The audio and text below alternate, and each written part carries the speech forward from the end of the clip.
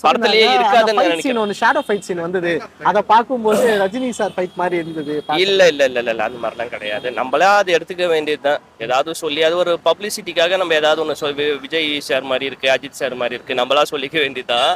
என்னுடைய point of வியூல இருந்து பாத்தீங்கன்னா அந்த ரெஃபரன்ஸ்லாம் எதுவுமே கிடையாது. படத்தை இந்த படம் வந்து ரெட்ரோ வந்து இது ஒரு நல்ல ஒரு படமா வரணும்னு சொல்லிட்டு தான் கார்த்திக் சுப்ராஜ் எடுத்திருக்காரு. திருப்பியும் சொல்றேன், சூர்யா சாரோடைய இன்வால்மெண்ட் இந்த படத்துல இல்லாம இருந்துச்சுன்னா, தட் மீன்ஸ் கதையில இன்வால்மெண்ட் எந்த பெரிய ஹீரோவை வச்சு ஒரு பெரிய டைரக்டர் பண்ணும்போது கண்டிப்பா அந்த படம் ஃபிளாப் ஆகுது.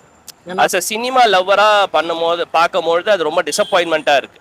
கரெக்டுங்களா? கதைக்குள்ள டிராவல் பண்ணி இதை மாற்று அதை மாற்று, சூர்யா சாங்க்கு 2 சாங்கை வை, ஒரு குத்துப்பாட்டு வை அப்படின்ற மாதிரி இல்லாமல் கதையோடைய ஓட்டத்துக்கு ஏற்ற மாதிரி இப்போ பேட்ட படனே பார்த்துக்கோங்களேன்.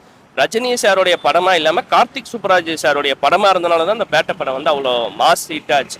அதே மாதிரி இந்த படமும் இருந்துச்சுன்னா கண்டிப்பாக ரெட்ரோவும் ஒரு நல்ல ஒரு மைல் ஸ்டோன் படமா சூர்யா சாருக்கும் இருக்கும், கார்த்திக் சுப்ராஜ் சாருக்கும். சூர்யா சாருக்கு கம்பேக்